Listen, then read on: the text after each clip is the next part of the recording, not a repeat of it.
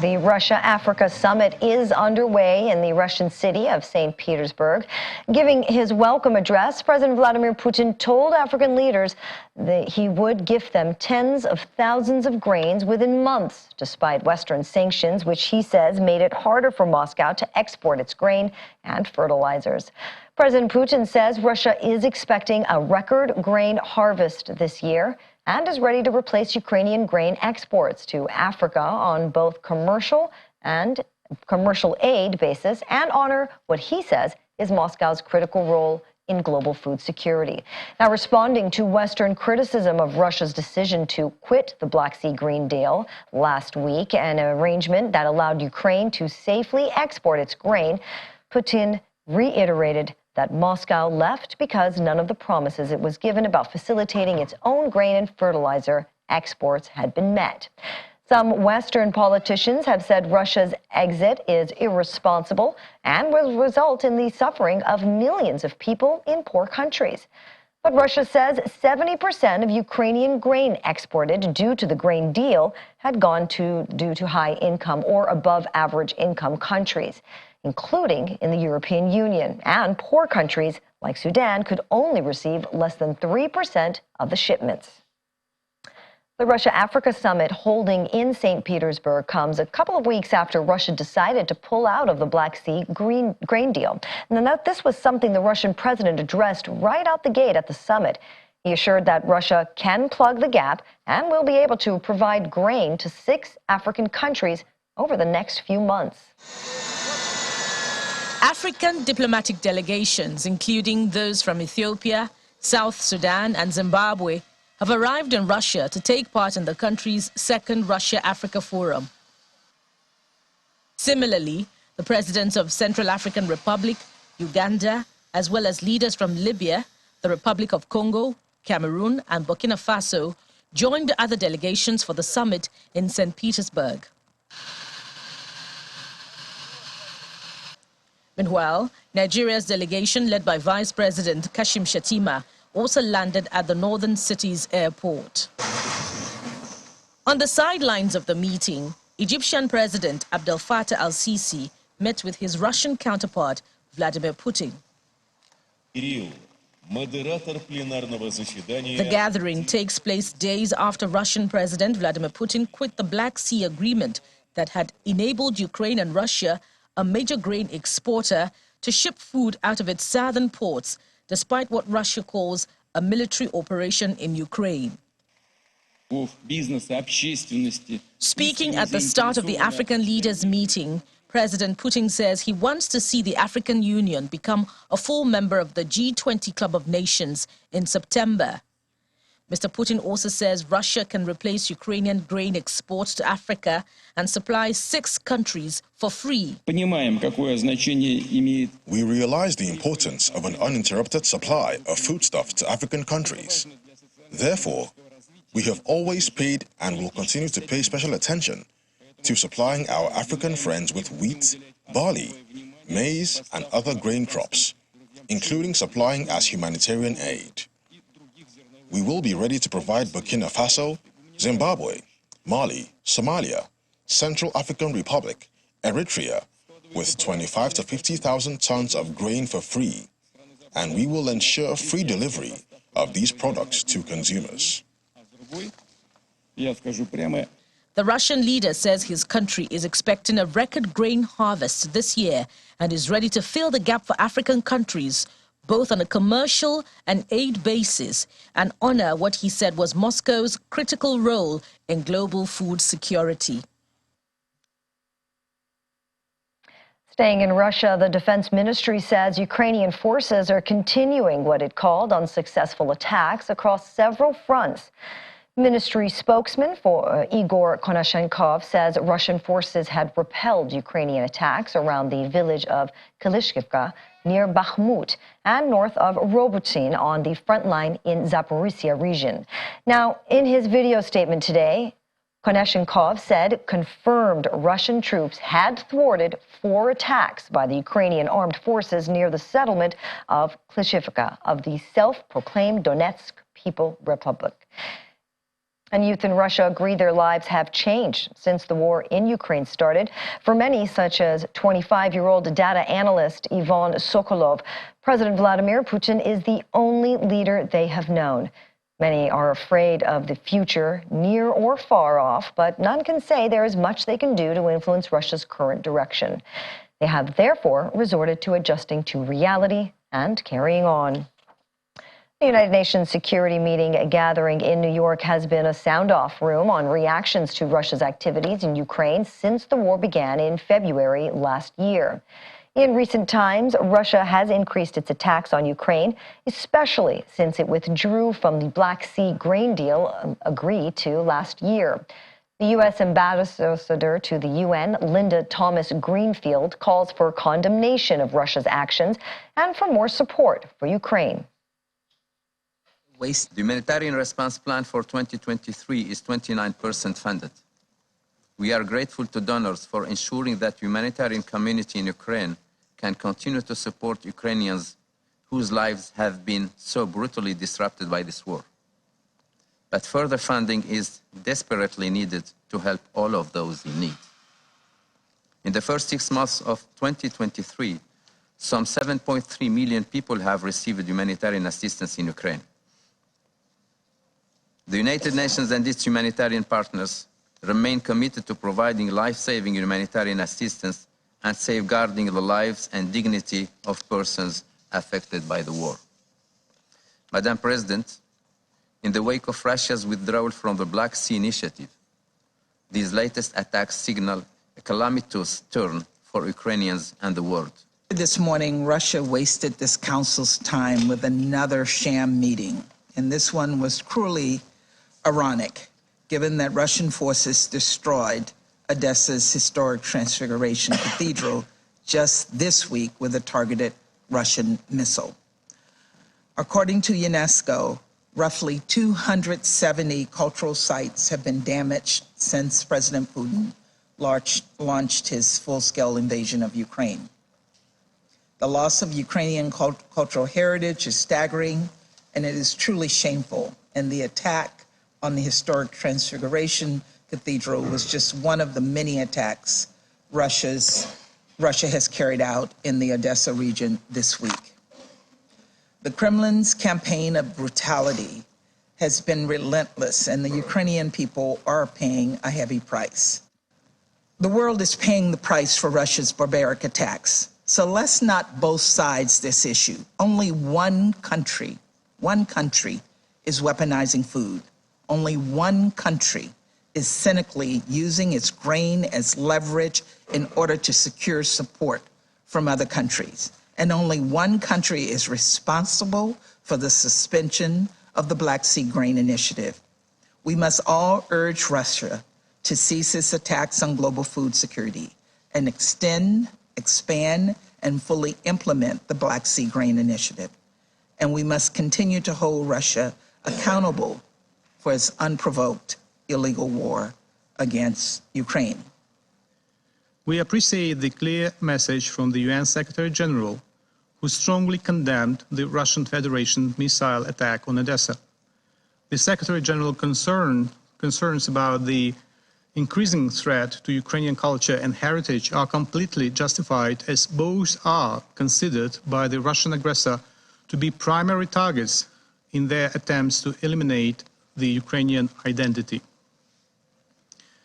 Ukrainian grain and other foodstuffs remain another target that Russia is trying to eliminate, not caring at all about the severe implications for global food security. To this end, the aggressor continues its attacks against port infrastructure and grain storage facilities in Ukraine's south. Thank the representative of China. In the meantime, head of Security Service of Ukraine, the SBU, Vasyl Malyuk, says the country's domestic intelligence agency has claimed responsibility for the first time on Wednesday for a sabotage operation that badly damaged the Russian-made Kerch Bridge linking occupied Crimea with Russia last October. Answering questions during an interview on television, he said his agency was behind the attack. The bridge was badly damaged in October in a powerful blast, with Russian officials saying the explosion was caused by a truck that blew up while crossing the bridge, killing 3 people. The bridge was hit by a fresh attack this month, but Malyuk made no mention of who was behind that one. This is Voice of America. Anna Chernikova joins us from Kiev. Thank you very much for joining us, Anna. Now, how does Ukraine feel about this summit going on in St. Petersburg? Is it a betrayal of these countries that have also pledged to support Ukraine? Good evening. Well, definitely this is not something that, well, probably Ukraine is looking for in terms of its relations with African countries, and of course, Ukraine hoped that African countries would also, would consider having this, grain deliveries without Russia, and be on the Ukrainian side more openly. But we definitely understand, and here in Ukraine also, both officials and experts and probably people understand that Russian pressure and impact on African countries for these long years was quite high. So it's definitely, but again, it depends on the countries. And unfortunately, this is something that for Ukraine at this point, Ukraine has to accept. But we see that not a lot of countries actually send their presidents as heads of the delegations. And we can definitely see that if we compare from the previous summit that was happening back in Sochi a couple of years ago, definitely this is not. Russia has not as strong position as it used to have at the region, and of course it's not something. I don't think that it should be called betrayal, and this is not really perceived as betrayal.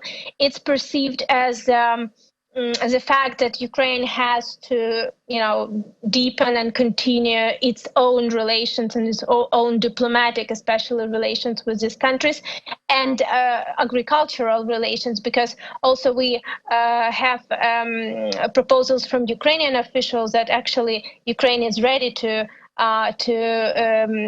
export grain to African countries without Russia being involved. So I think that it's not really perceived as betrayal, but it's definitely perceived as, something that, Ukraine has to, develop its relations with African countries deeper and more, because for the moment Russia has quite a high level of impact on the region. And you say, Anna, it's not a betrayal, but Russia is promising financing for countries that receive its grain. Ukraine also wants these countries to welcome Ukrainian grain. Will commitments made at this summit affect Ukraine's relations with these African countries as a result of both of their commitments? Well, we will see. I think that it will be different for particular countries because, again, as I already said, not a lot of presidents actually attend this summit. Yes, of course, we see prime ministers attending, but other delegations have lower representation in terms of the status of leaders of the diplomatic group which is coming. So we will. I think it will be. We will see it. We will see this separately to each country, and of course, we know a number of countries that always support Russia, and this is something that, unfortunately, Ukraine, just knows and cannot change at this point. But a lot of countries they do not have this strong position, and we understand also, and it is felt, and Ukraine also feels it, that quitting grain deal by President Putin also made Russian position not that strong. So Ukraine can use this also. And I think that Ukraine will probably continue its separate diplomatic negotiations with countries of African region. Again, with some countries deeper, with some countries less, but Ukraine is ready, and this was said by President Zelensky and by also Ukrainian officials, that Ukraine is ready to contribute, to provide grain to African countries. Of course, when President Putin says that he will provide it for free and he will cover all the costs, he mentions only certain number of countries, so the most friendly probably countries for him. But again, if we're looking farther, and if we look in the long perspective, Ukraine has more percentage of grain exports to Africa. If we look at the history and if we look at the amount of grain, so definitely African countries should be interested in Ukraine as an exporter. And I think that this would be just separate negotiations happening. And again, we will see how the summit would end and which countries would actually join and accept this so-called new proposals from Russia. So we just have to wait and see. And in the meantime, the UN continues to discuss Russia's invasion of Ukraine. Does Ukraine think these discussions and debates are of any help? What changes have we seen occur during the war to support Ukraine's beliefs, which are being defended? Well, it's definitely important that discussions are ongoing, because this is a topic that should be always on the in the spotlight, and for Ukraine it's important that it is in the spotlight. Also, it's important because these public negotiations are also includes negotiations behind the scenes and deep diplomatic negotiations, and we can see that it's usually is resulting in new weapons coming, in more weapons coming, and definitely it's important. So, of course, no one expects some breakthroughs or, some extraordinary decisions taking, because there is particular understanding, there is an understanding of particular agenda which is discussed. But it is important that it's at the spotlight and it is discussing, because Ukrainians, are dying every day, every single day, civilians and military servicemen. So, Ukraine continues to fight, as you said, to defend its land. So it is important, and the result of such discussions would be presented in the next packages of support. All right, Anna, and in the meantime, what's been happening as Ukraine awaits the deployment of more weapons from NATO countries? What are they doing in the meantime?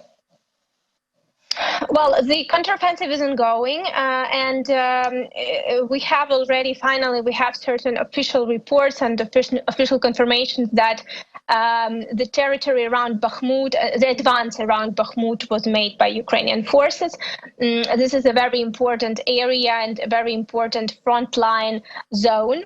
Let's put it this way, because frontline is quite long, so it goes from the south to the east. And Ukrainian forces are moving forward around Zaporizhia region, around that area, frontline zone, and also Bakhmut, which is eastern part of the front line.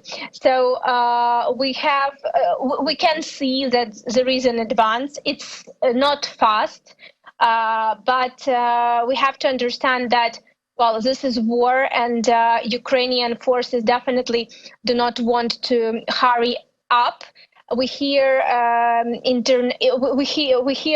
different intelligences and different from different countries, and also officials, including U.S. officials, commenting on that and saying that, well, there are reasons for such speed, because first of all, Ukraine do not want to lose too many people, want to lose as less as possible, and also takes care of the equipment that it gets from the partners. So of course, everyone wants things to happen faster, but and in Ukraine especially, because people, of course, continue to live under constant shelling, under constant attacks. Like yesterday, for example, 39 missiles were targeting Ukraine in a couple of hours, and definitely Ukraine is the first party that wants this to happen as fast as possible. But this is war, and this is what we have to accept. So for now, we just have confirmation of certain advances and certain success. But again, it takes not that fast. All right. Thanks again, Anna. That was our Voice of America correspondent, Anna Shortkinova. Thank you. In another development, Chinese Foreign Minister Wang Yi has discussed Ukraine with his Turkish counterpart in Ankara and met with President Tayyip Erdogan on Wednesday during his first foreign trip since being appointed.